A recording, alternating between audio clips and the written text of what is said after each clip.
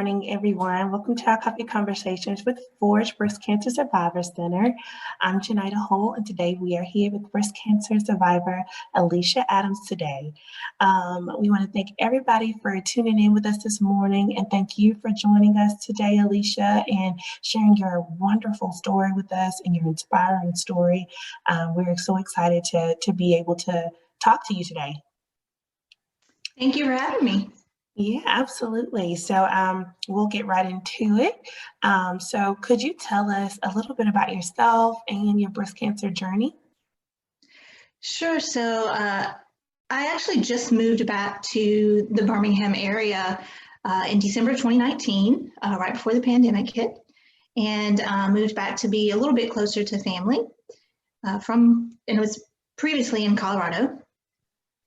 And then, of course, around March, as we all know, the pandemic hit and things got a little strange. And then, but I happened to actually be disciplined enough to still get my routine mammogram and actually make that happen in August somehow. And I'm glad I did it because it came back with a suspicious mass. And so I had follow-up tests after that. Long story short, I ended up getting the news on September 30th that it was malignant. And to continue on, to kind of fast forward after all the diagnostics were said and done, basically had stage 2, ER/PR positive, HER2 negative breast cancer. And I ended up, as far as treatment plan, having a lumpectomy, 6.5 weeks of radiation, and am now on tamoxifen. Wow. So, I mean, what was it like getting that news like during the pandemic? Like that news in general is a lot to take in, but also during a pandemic where everything in the world is crazy. Like, what was it like when you found out? Yeah, it was really, it was interesting. It was a challenge because, especially because I had also just moved here. And so while I still had a couple of really good friends from when I lived here, 7 or 8 years prior, I didn't have a lot of people and resources, here. And that was a challenge in and of itself. And then for the diagnostic process, even when people, I had resources available, people couldn't go with me to the appointments. And even the diagnosis itself was given over a Zoom call like this, which was really unique. And so it was definitely a challenge. It was certainly isolating in certain ways and in certain points, for sure. So how did you maneuver through that? I mean, I couldn't imagine like getting a diagnosis and then somebody calling me on Zoom to tell me about it, Yeah. Well, so there's always pros and cons, right? So I guess the positive spin on it is, my sister who lives just outside of Atlanta.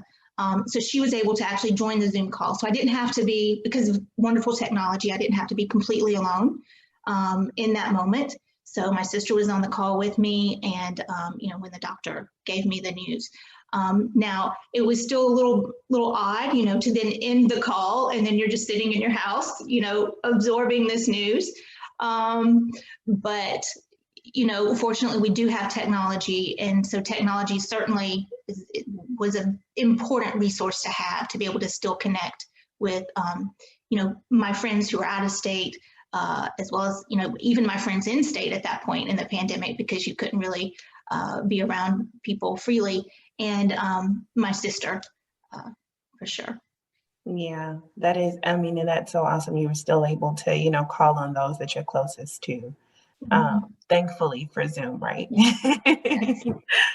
So, in the midst of all of this, we know that you recently trained and completed the Make-A-Wish Trailblaze Challenge. Could you tell us about that? That is so exciting and wonderful. Could you tell us about your experience and, what inspired you to do it?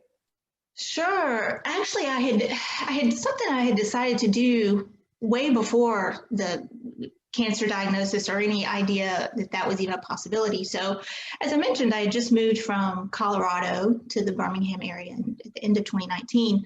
Well, in January, Make-A-Wish Alabama begins to recruit for their annual fundraiser, the Trailblaze Challenge, which is a 26.3-mile charity hike down the Pinhoti Trail that takes place usually around April, May timeframe. And so being new in the area, I thought, oh, you know, I really love that organization and what they stand for. And I had really found a love of hiking when I was living in Colorado.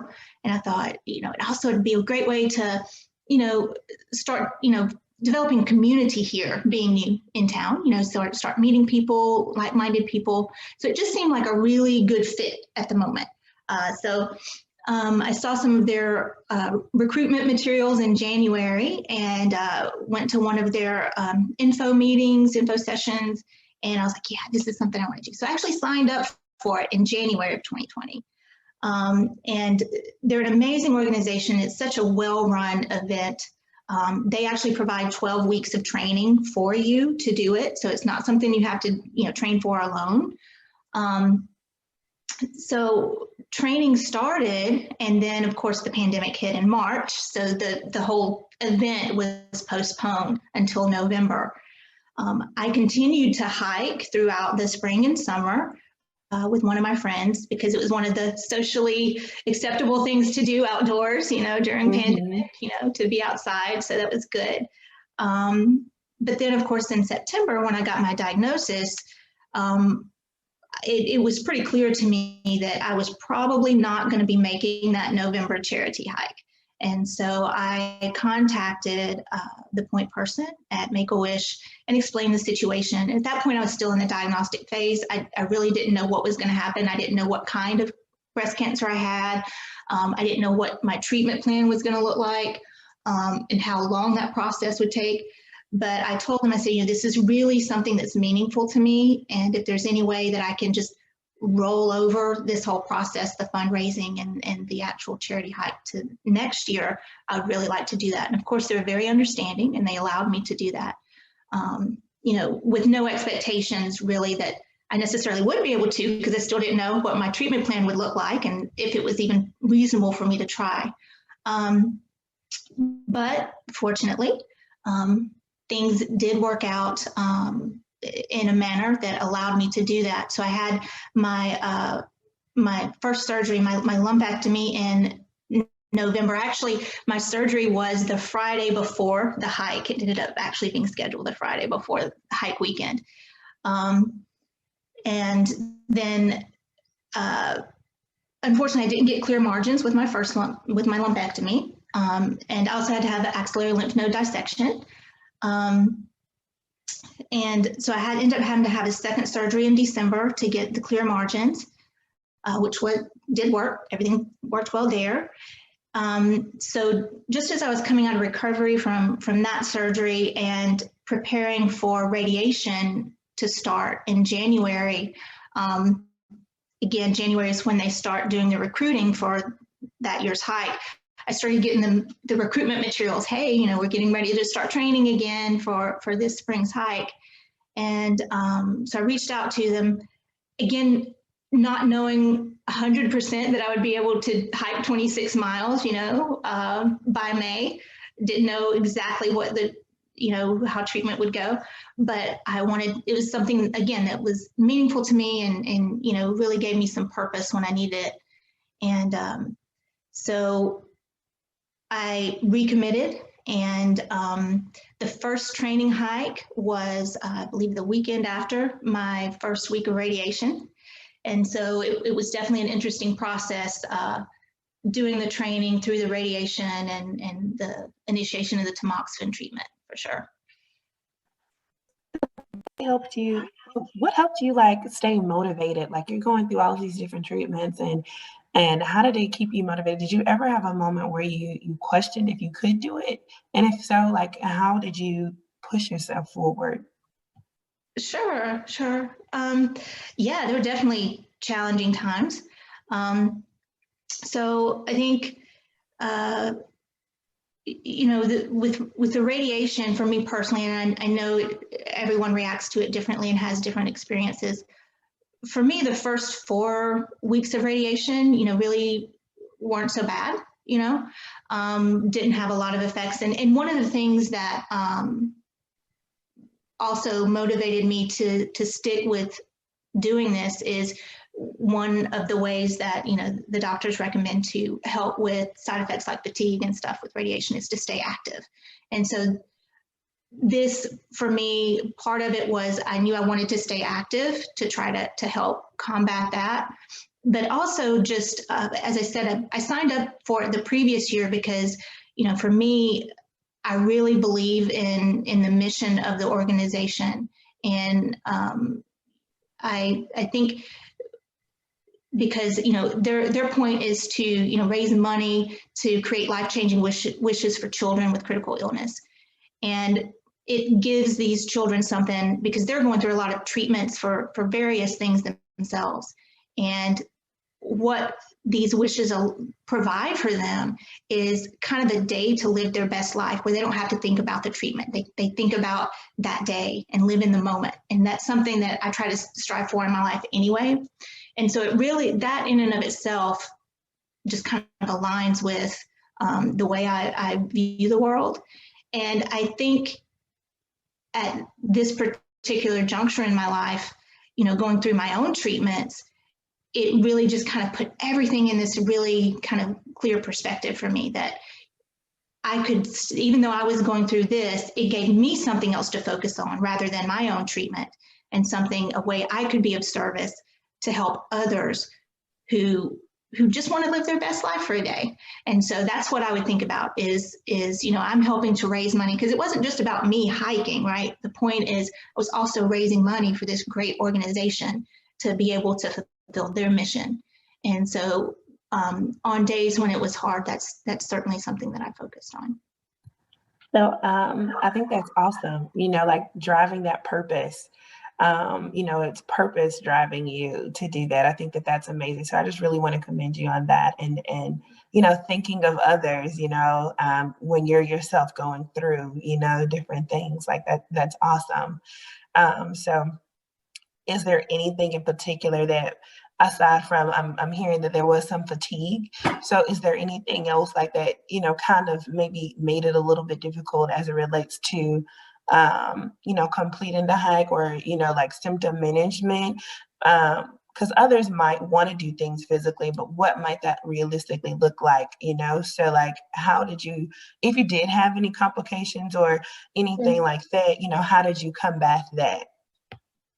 Sure. So the training itself, as I said, is 12 weeks, and they start you slow with a 4-mile hike. And then by the end of the 12 weeks, you're up to 20 miles, which is the last training hike before the big one, the 26-mile.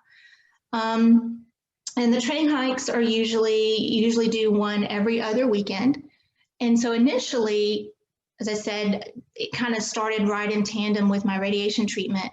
And initially, the first 4 weeks of radiation didn't have much in terms of side effects. But by week 4, week 5, for me personally, I did start to get radiation burns and inflammation in my shoulder. So doing the training and started having fatigue. And while I would try to combat the fatigue sometimes and I'd try to fight it, my body would let me know when, no, you're really going to rest now. Like I would get cold and I'd like, I'm going to cover up in this blanket just for a minute. And the next thing I know, I'm waking up like 4 hours later. But that's okay because my body needed the rest. But, it was very important for me to listen to my body and rest when I needed to. And because it wasn't about pushing myself to some breaking point, it was really about maintaining a sense of purpose through what I was going through and still living my life while I was going through this. But the 9-mile training hike is the one I remember most, because it was supposed to be, we were supposed to meet at Oak Mountain for that training hike. And because I was feeling the fatigue and I was feeling, a lot of, the irritation and the burning on my skin and the inflammation in my shoulder, one of the challenges is you're supposed to be training loaded down with everything that you're going to need on the day of the training hike. So usually that means a backpack, with the water hydration pack and snacks and all kinds of stuff like that. So I elected not to go to Oak Mountain in case I had any major fatigue issues or anything like that. I just went to the treadmill at the apartment complex and just did a hike of 9 miles on the treadmill.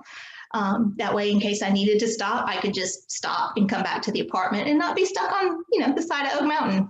Because, as far as you go in, you still got to come that exact distance out, right? Mm-hmm. So, and speaking of the pack and stuff, another thing that I did end up doing was, because of my shoulder, I did not train with a backpack. I used a waist pack, which is more commonly used with cyclists. Which still allowed me to carry water and still train and things like that. So there were ways for me to still, protect my shoulder and my skin during training, but still stay active. But trying to be smart about it and not just overdoing it. And then I think, I think I had a little bit of a misconception for myself that once the radiation was over, which was just the first 6 weeks of training, then the last 6 weeks of training were going to be easy because everything would just be downhill from there. Because, radiation's over, I can keep training, and so everything's going to be smooth sailing. Even though I didn't account for the side effects I was going to have with the tamoxifen, so that was the next thing after the radiation was over, was to start the 5-year tamoxifen regimen. And some people have side effects, some people don't. Unfortunately, I was one of those that did. So it took a good 3 tries to find the right regimen for that. But it definitely impacted my ability to train a bit. And the second time of trying to take it, I thought it was going to work. And then about 10 days in, it was actually the week of the big hike. And I started having some side effects with nausea, which led to just complete inappetence, and then some joint pain, some, of course, mood swings and hot flashes. But the lack of appetite was what worried me the most, because I knew that to hike 26 miles, I was going to need to have fuel in my body. And so that was probably the biggest concern. But fortunately, by Thursday of that week, my oncologist did take me off of the tamoxifen again. And within about 24 hours, I was able to start eating something again. But it definitely made for a challenging start to the hike on that Saturday morning, having gone through that the week before. But I made it through the full 26.3 miles. And that's amazing. And I love how, basically you listen to your body, yes, you were moving with purpose. Yes, you had a mission that you were determined to accomplish, but you listened to your body, which is so important. So I think that's awesome. That self-awareness, it's a huge key in accomplishing anything in life. Like sometimes we'll want to, lift 300 pounds, but can your body do that? Maybe, just listen to your body and pacing yourself. I think that is some awesome self-awareness. So what other advice would you give to anybody who is in the midst of a cancer diagnosis, but they want to accomplish something big, whether it's a hike, whether, it's a trail or anything, even if it's mental, physical? What are some pointers that you would give those individuals? Sure. I think for me, it doesn't necessarily have to be anything big. That just happened to be something I had already decided to do and decided to move forward with that. I think it's important to do something that is meaningful to you, something that's going to help still motivate you or give you that sense of purpose on the hard days, because there are going to be hard days. And something that,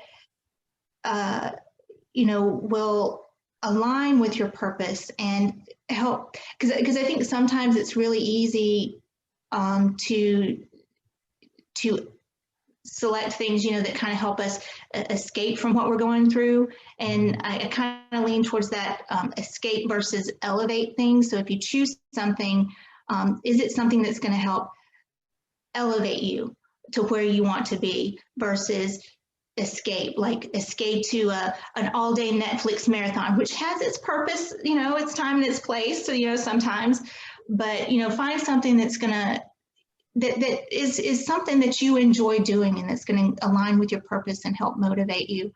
I think that's probably the most important thing that you're still going to be able to stick with even on the hard days. Thank you so much, Alecia. So we know that you've been very involved with us here at Forge.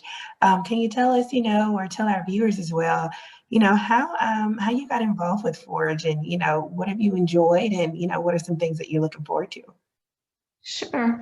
So for me, Forge has been a lifesaver because, again, I really didn't have much. I had a very small community here to start with.